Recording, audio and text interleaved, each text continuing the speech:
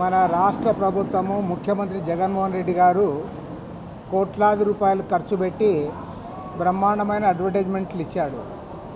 సాక్షి పేపర్కి అయితే కలర్ ఫోటోలతో అడ్వర్టైజ్మెంట్ ఇచ్చాడు. సంక్రాంతి పండగ వస్తూ ఉంది. ప్రతి ఊళ్ళో కూడా బ్రహ్మాండంగా పండగ చేసుకుంటూ ఉన్నారు. ఈ పండగ ఎంత బ్రహ్మాండంగా జరుగుతూ ఉందంటే మొత్తం ప్రతి గ్రామంలో కూడా మేము సచివాలయం కట్టాము, నాడు నేడు స్కూళ్ళు కట్టాము, తర్వాత వైఎస్ఆర్ హెల్త్ ఇవన్నీ కూడా కట్టాము, తర్వాత digital library YSR digital library కూడా ఏర్పాటు చేశాము. కాబట్టి ఏ గ్రామానికి పోయినా సరే పండుగ వాతావరణం ఉంది, పండగ చేసుకుంటూ ఉన్నారని చెప్తా ఉన్నాడు. చాలా ఆశ్చర్యకరం. మరి ఆయన ఏమన్నా గాలిలో ఉన్నాడో లేదంటే కింద ఉన్నాడో నాకు అర్థమే కావడంలే. ఇవాళ రాష్ట్రంలో 460 మండలాల్లో కరువు వచ్చింది. కరువుతో అల్లాడిపోతూ ఉన్నారు. కొన్ని చోట్ల ముఖ్యంగా మన అనంతపురము, సత్యసాయి జిల్లా, కర్నూలు జిల్లా, ఈ జిల్లాల్లో గ్రామాలే ఖాళీ అయిపోయినాయి. నేను నిన్న కర్నూలుకు మీటింగ్కి పోతే వాళ్ళు కూడా చెప్తా ఉన్నారు, పండగకు వస్తూ ఉన్నారు, మన పార్టీ వాళ్ళు చాలామంది వలసపోయిన వాళ్ళు వస్తూ ఉన్నారు, పార్టీ సభ్యత్వం వసూలు చేయాలని అంటూ ఉన్నారు. ఇవాళ గ్రామాల్లో లేరు, హైదరాబాద్లో ఉన్నారు, బెంగళూరులో ఉన్నారు, కొంతమంది చెన్నై కూడా బతకడానికి పోయారు. మన అనంతపురం జిల్లా వాళ్ళైతే సుదీర్ఘ ప్రాంతానికి కొచ్చిన్లో కూడా ఇవాళ వలసపోయి బతుకుతూ ఉన్నారు. మరి మన ముఖ్యమంత్రి గారేమో పండగ బ్రహ్మాండంగా చేస్తూ ఉన్నారు, వలసలు ఏం లేవు, అంతా కూడా హాయిగా ఉన్నారని చెప్పి ఆయన చెప్తా ఉన్నాడు. పైగా డిజిటల్ లైబ్రరీలు ఆ ఊర్లో ఉన్నాయో మరి నాకేం అర్థం కాలే. డిజిటల్ లైబ్రరీలు ఉన్నాయంటావు. ఇంకోటి ఏమంటే స్కూల్స్ అన్నీ కూడా అవన్నిటికీ రంగు కొట్టించాను, పార్కులు వేయించాను, అన్ని చోట్ల బ్రహ్మాండంగా స్కూళ్ళు జరుగుతూ ఉన్నాయంటాను. నువ్వు కొన్ని చోట్ల రంగులు వేయించిన మాట వాస్తవమే. కానీ నేను ఇవాళ సూటిగా అడుగుతా ఉన్నా ముఖ్యమంత్రి గారిని, ఇవాళ రాష్ట్ర వ్యాప్తంగా ప్రభుత్వ స్కూళ్ళలో చదువుకుంటున్న విద్యార్థులు దాదాపు 6,10,000 మంది ఎందుకు వాళ్ళు బయటికి వెళ్ళిపోయారు? 6,10,000 మంది విద్యార్థుల సంఖ్య ప్రభుత్వ స్కూళ్ళలో తగ్గిపోయిన మాట వాస్తవమా కాదా? దానికి సమాధానం చెప్పమని నేను అడుగుతా ఉన్నా. నువ్వు బ్రహ్మాండంగా స్కూళ్ళు ఉంటే, డిజిటల్ లైబ్రరీలు ఉంటే ఎందుకు గవర్నమెంట్ స్కూల్లో నుంచి వాళ్ళంతా డ్రాప్ అవుట్ అయ్యి వెళ్ళిపోతూ ఉన్నారు? ఎందుకు యూనివర్సిటీలన్నీ ఖాళీ అయిపోయినాయి? ఇవాళ యూనివర్సిటీలో టీచింగ్ స్టాఫే లేరు, మొత్తం డిపార్ట్మెంట్ అని క్లోజ్ చేస్తూ ఉన్నావు. డిపార్ట్మెంట్లో చేరేవాళ్ళు లేడు కొన్ని డిపార్ట్మెంట్స్లో. కాబట్టి ఏమంటే నువ్వు రాష్ట్రంలో విద్యా వ్యవస్థనంతా సర్వనాశనం చేసి ఇవాళ ప్రభుత్వ స్కూళ్ళలో చదువుతున్న వాళ్ళందరూ కూడా ఇతర స్కూళ్ళకు పోతే నువ్వు బ్రహ్మాండంగా ఉందని ప్రచారం చేస్తావు. అదేవిధంగా కరువు నువ్వు 460 మండలాలు వస్తే నువ్వు 103 మండలాల్లో కరువు డిక్లేర్ చేశావు. మిగతా మండలాలు కరువే డిక్లేర్ చేయలే. నీ సొంత జిల్లా కడప జిల్లాలో కూడా అన్ని మండలాల్లో కరువు వస్తే చివరికి జిల్లా పరిషత్లో ఏకగ్రీవంగా తీర్మానం చేస్తే నువ్వు కరువు మండలాలు ఇంతవరకు డిక్లేర్ చేయలే. కరువు మండలాలు ఎందుకు డిక్లేర్ చేయడంలే? నీ అబ్బగంటే ఏమన్నా పోతుందా అని నేను అడుగుతా ఉన్నా. నువ్వు కేంద్ర ప్రభుత్వాన్ని సక్రమంగా రిప్రజెంట్ కూడా చేయలేకపోయినావు. అదేవిధంగా తుఫాను వచ్చి 11 లక్షల ఎకరాల్లో పంటలు నష్టపోతే నీవేమంటున్నావు? పల్లెల్లో బ్రహ్మాండంగా ఉన్నారు, సంతోషంగా పండగ జరుగుతుంది అని చెప్తా ఉన్నావు. సంతోషంగా పండగ జరిగే గ్రామాలు కొన్ని ఉంటాయి, బాగా పంట బండి కోడి పందాలు ఆడేవాళ్ళు. మొత్తం గ్రామీణ ఆర్థిక వ్యవస్థ అంతా చిన్నాభిన్నమైంది. గ్రామాల్లో రైతులందరూ కూడా అప్పుల్లో కూరుకుపోయారు. ఇవాళ పల్లెల్లో బతకడానికి ఇలాంటి పరిస్థితులు అనుకూలించనందువలన పొట్ట చేతబట్టుకొని లక్షలాది మంది వ్యవసాయ కూలీలు పట్టణ ప్రాంతాలకు, నగరాలకు, ఇతర రాష్ట్రాలకు వలసలు పోతూ ఉన్నారు. దానికి సమాధానం చెప్పమని ప్రభుత్వాన్ని డిమాండ్ చేస్తూ ఉన్నాం. పైగా అంగన్వాడీ సెంటర్లు అంటే ఇంక అంగన్వాడీ సెంటర్లో పనిచేసే వాళ్ళకి దాని గురించి పట్టించుకో. 1,06,000 మంది అంగన్వాడీ హెల్పర్లు, వర్కర్లు అందరూ కూడా సమ్మె చేస్తే దాదాపు నెల రోజులైనా సరే నువ్వు పరిష్కారం చేయవు. 6 దఫాలు చర్చలు చేశామన్నావు. చర్చల్లో ఏమన్నా పురోగతి ఉందా అని నేను అడుగుతా ఉన్నా. వాళ్ళు ఏమంటా ఉన్నారు? సుప్రీంకోర్టు తీర్పును అమలు చేయి, లేదా చట్టాన్ని అమలు చేయి. ఈ రెండు చేయకపోతే మన కనీసం నీవు ఇచ్చిన మాటనైనా అమల్లో పెట్టమంటా ఉన్నారు. నీవే చెప్పావు కదా, తెలంగాణ వాళ్ళకంటే 1000 రూపాయలు ఎక్కువ ఇస్తానని చెప్పావు. మరి వాళ్ళు నీకు ఎవరు అడ్డం వచ్చారు?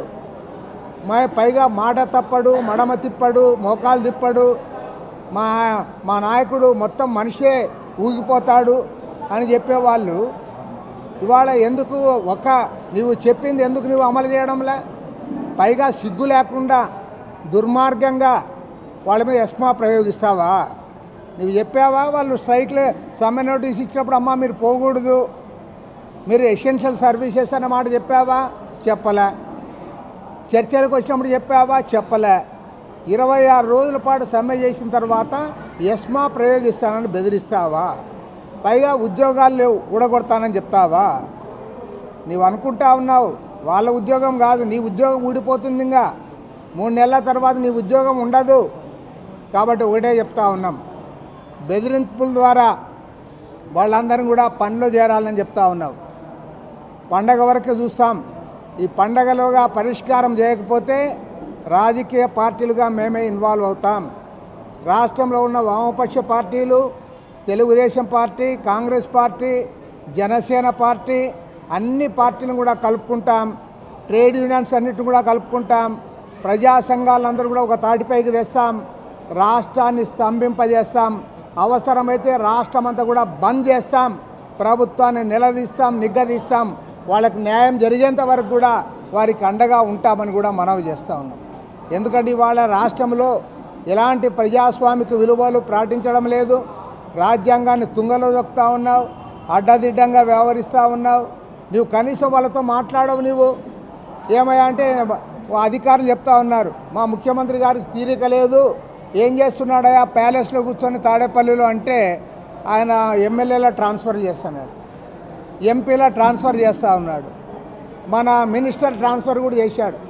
ఎవరు మన ఆమె కూడా అంగన్వాడీ వాళ్ళ మినిస్టరే, ఉషశ్రీ. ఆమెను తీసుకొని పోయి కళ్యాణదుర్గం నుంచి పెనుగొండకి వేసాడు. ఆమె కళ్యాణదుర్గంలో పనికిరాని ఆమె పెనుగొండలో పనికి వస్తుంది. పాపం ఆలూరులో జయరాం ఉన్నాడు, గుమ్మనూరు జయరాం. ముఖ్యమంత్రి గారిని పొగుడుతూ అంటాడు, అయ్యా నీవే యేసు, నీవే అల్లా, నీవే రాముడు అని కూడా చెప్తాడు, నీవే అయోధ్య రాముడు అని కూడా అంటాడు అతను. పాపం అతనికి ఆడ అన్పాపులర్ అయిపోయాడు, ఆలూరులో గెలవడు. కాబట్టి ఒకేసారి ఆయనకి ఎమ్మెల్యే పోస్ట్ కాదు, నీకు ఇంకా పెద్ద పోస్ట్ ఇస్తా అంటున్నాడు. ఆలూరులో పనికి మాలినోడు కర్నూలు జిల్లాకంతా పనికి వస్తాడట. ఆలూరులో ఒక నియోజకవర్గంలో ఆయన ఓడిపోతాడంట ఆయన సర్వే ప్రకారము.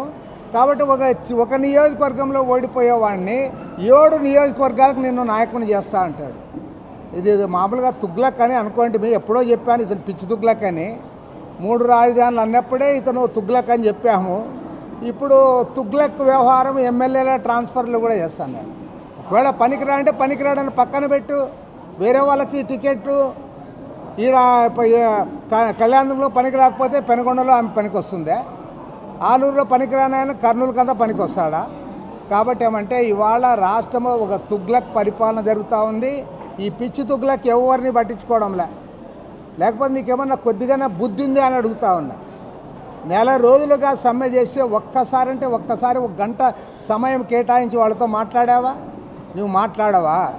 నువ్వేమన్నా పైనుంచి ఊడి పడినావా? నువ్వు ప్రజలు ఎన్నుకున్న ముఖ్యమంత్రివి కాదా? నువ్వు కూడా మా మాదిరి పాదయాత్రలు చేశావు, మాకంటే ఎక్కువ చేశావు. నువ్వు అందరూ జనం దగ్గర పోయి కలిసావు, జనం నెత్తి మీద చేతులు కూడా పెట్టినావు, కొంతమందికి ముద్దు కూడా పెట్టినావు. ఇప్పుడు నువ్వు అధికారం వచ్చిన తర్వాత ఎవరిని మాట్లాడనంటావు, ఎవరిని రానివ్వని అంటావు, ఎస్మా ప్రయోగిస్తానంటావు, బెదిరిస్తావు.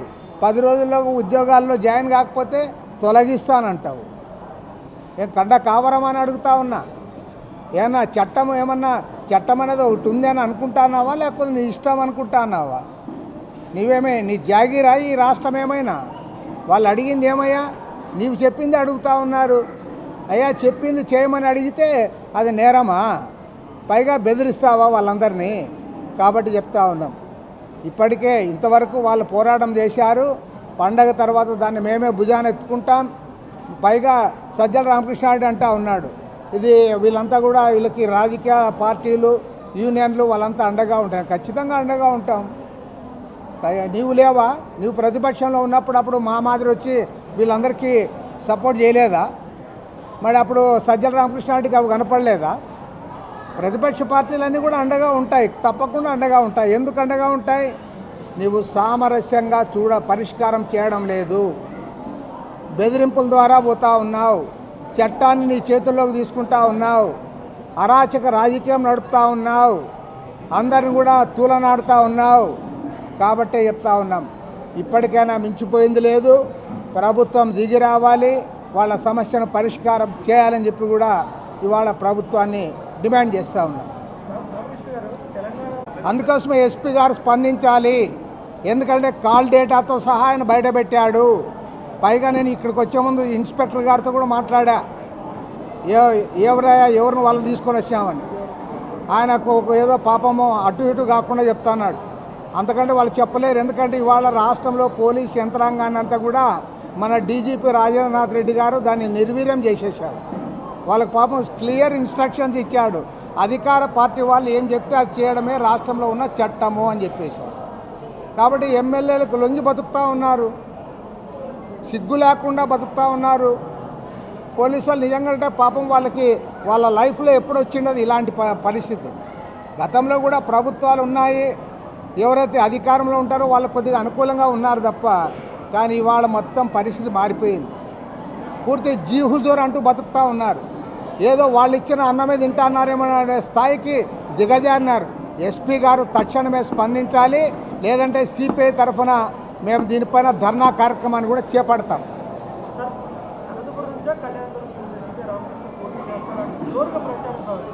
అదే ప్రచారం అంతా మీరు చేస్తున్నారు, చాలా సంతోషము. అదే మేము మా పార్టీ ఇంకా ఏ ఎన్నికల సర్దుబాట్లు పొత్తులు ఇవన్నీ కూడా ఇంకా కంప్లీట్ కాలే. అవి అయిన తర్వాత మనం ఎవరు నిలబడాలి, తర్వాత ఏ స్థానాల్లో నిలబడాలి అనేది అది రాష్ట్ర పార్టీ నిర్ణయిస్తుంది. ఆ తర్వాత మా జాతీయ పార్టీకి కూడా అన్ని అంశాలు కూడా మేము తెలియజేస్తాము. జాతీయ పార్టీ యొక్క అనుమతితో రాష్ట్ర పార్టీ నిర్ణయం మేరకే మేము పోటీ చేయడం ఉంటుంది. అంతేకాని నేను రాష్ట్ర సెక్రటరీ కాబట్టి నేనే నిలబడతా అని చెప్పడానికి ఉండదు. కాబట్టి పార్టీ నిర్ణయం మేరకు నేనైనా ముందుకు సాగాల్సి ఉంటుంది. Thank you brother. Thank you very much. ఇలా ఇవాళ ఈరోజు ఢిల్లీలో కూడా మీటింగ్ జరుగుతూ ఉంది. ఇండియా వైడ్ ఇండియా కూటమిలో 28 రాజకీయ పార్టీలు ఉన్నాయి. కేంద్రంలో నరేంద్ర మోడీ ప్రభుత్వాన్ని గద్దెదించడానికి ఖచ్చితంగా ఇండియా పార్టీలన్నీ కూడా సమన్వయంతో పనిచేయాలనే ఉద్దేశంతోనే ఢిల్లీ మీటింగ్ జరుగుతుంది. ఆ మీటింగ్ ప్రకారం మేము ముందుకు సాగుతాం. మన రాష్ట్రానికి సంబంధించి వాళ్ళ జగన్మోహన్ రెడ్డి ప్రభుత్వం ఒక నిరంకుశంగా ఒక ప్రజా వ్యతిరేక ప్రభుత్వం ఇక్కడ కొనసాగుతూ ఉంది. దీన్ని గద్దెదించడానికి ఖచ్చితంగా ఇతర ప్రతిపక్ష పార్టీలతో చేతులు కలపాలనుకుంటా ఉన్నాం. కానీ బీజేపీతో ఎవరైతే చేతులు కలుపుతారో వాళ్ళతో మాత్రం మేము కలవం. ఎందుకంటే బీజేపీని ఓడించాలి, కేంద్రంలో మోడీ ప్రభుత్వాన్ని గద్దెదించాలి. అది మరింత దుర్మార్గమైన దురహంకారమైన మతోన్మాద అభివృద్ధి నిరోధక ప్రభుత్వం కేంద్రంలో అధికారంలో ఉంది. దాన్ని గద్దెదించే వాళ్ళతో మేము చేతులు కలుపుతాం. అదేవిధంగా రాష్ట్రంలో కూడా కేంద్రంలో నరేంద్ర మోడీ ప్రభుత్వం గద్దె దిగాలి, రాష్ట్రంలో జగన్మోహన్ రెడ్డి ప్రభుత్వాన్ని సాగనంపాలి. దానికి అనుగుణంగా మా ఎలక్షన్లకు సంబంధించి ఉంటాయి. రేపు 17వ తేదీ నుండి మేము అందరితో కూడా మాట్లాడుతూ ఉన్నాము. ఏ రాజకీయ పార్టీలతో అయితే కలవడానికి అవకాశం ఉందో ఆయా పార్టీలతో కలిసి ముందుకు సాగుతాం.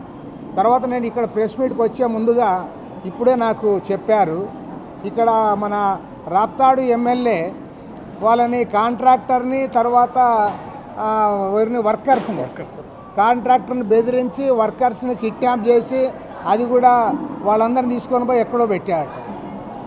దానిపైన పశ్చిమ బెంగాల్ ఎంపీ మాల్డా ఎంపీ చౌదరి గారు ఆయన అక్కడ కంప్లైంట్ చేశారు. మరి జగన్మోహన్ రెడ్డి ప్రభుత్వానికి ఏమైనా సిగ్గు శరం ఉందా అని నేను అడుగుతా ఉన్నాను. సాక్షాత్తు మీ పార్టీ ఎమ్మెల్యే ఇవాళ వర్కర్లను బెదిరించి వర్కర్లందరూ కూడా కిడ్నాప్ చేస్తూ ఉంటే ఇతర రాష్ట్రాల్లో ఉన్న ఎంపీలు కూడా ఇవాళ చేస్తూ ఉన్నారంటే మరి ఎస్పీ గారికి ఆయన కంప్లైంట్ చేసిన తర్వాత అయినా మరి ఎస్పీ గారి రియాక్షన్ ఏమిటో నాకు అర్థం కాలే. ఎస్పీ గారు ఎందుకు స్పందించడంలే? ఎస్పీ గారే కాదు డీజీపీ గారు కూడా స్పందించాలి. తక్షణమే దీనికి ఎవరైతే బాధ్యులో వాళ్ళందరిపైన కూడా సూమోటో కింద కేసు బనాయించి అరెస్ట్ చేసి జైల్లో పెట్టాలి. ఒకవేళ ఎమ్మెల్యే ఇన్వాల్వ్ అయితే ఎమ్మెల్యేను ముందుగా అరెస్ట్ చేసి జైల్లో పెట్టాలి. కారణం ఏమిటి? ఇవాళ నేను మీ ఇష్టానుసారమా మీ జాగీరా అని అడుగుతా ఉన్నా. మీరే వర్కర్లను బెదిరిస్తారా? కాంట్రాక్టర్లను బెదిరిస్తారా? మీకు డబ్బులు ఇవ్వకపోతే చాలు ఏమైనా చేస్తారా? పోలీసు వాళ్ళు చూసి చూడనట్లుంటారా? పోలీసు వాళ్ళకి కాకి డ్రెస్ ఇచ్చింది అందుకేనే ఎమ్మెల్యేకి ఊడిగం చేయడానికే మీకు ఈ కాకి డ్రెస్సు? మీకు జీతాలు గవర్నమెంట్ ఇస్తుందా లేకపోతే ఎమ్మెల్యే ఇస్తాన్నాడా? కాబట్టి ఏమంటే ఒక సిగ్గులేని ప్రభుత్వం ఇది, ఒక దుర్మార్గమైన ప్రభుత్వం ఆ రాష్ట్రంలో అధికారంలో ఉంది కాబట్టి ఇవాళ ఇలాంటివి జరుగుతూ ఉన్నాయి. అందులో అనంతపురం జిల్లాలో ఇంతో చైతన్యవంతమైన అనంతపురం జిల్లాలో ఇలాంటి ఘటన జరగడం సిగ్గుచేటు. మన అనంతపురం జిల్లా పరువు పోయింది, ఆంధ్రప్రదేశ్ ప్రజల పరువు పోయింది. ముఖ్యమంత్రి గారు ఇప్పటికి కూడా స్పందించకపోతే ఖచ్చితంగా చెప్తాను, ఈ ముఖ్యమంత్రి గారి అండ కూడా ఆ ఎమ్మెల్యేకు ఉందని చెప్పక తప్పదు. కాబట్టి ముఖ్యమంత్రి గారు కూడా దీన్ని సీరియస్ అంశంగా తీసుకోవాలని చెప్పి కోరుతా ఉన్నాను.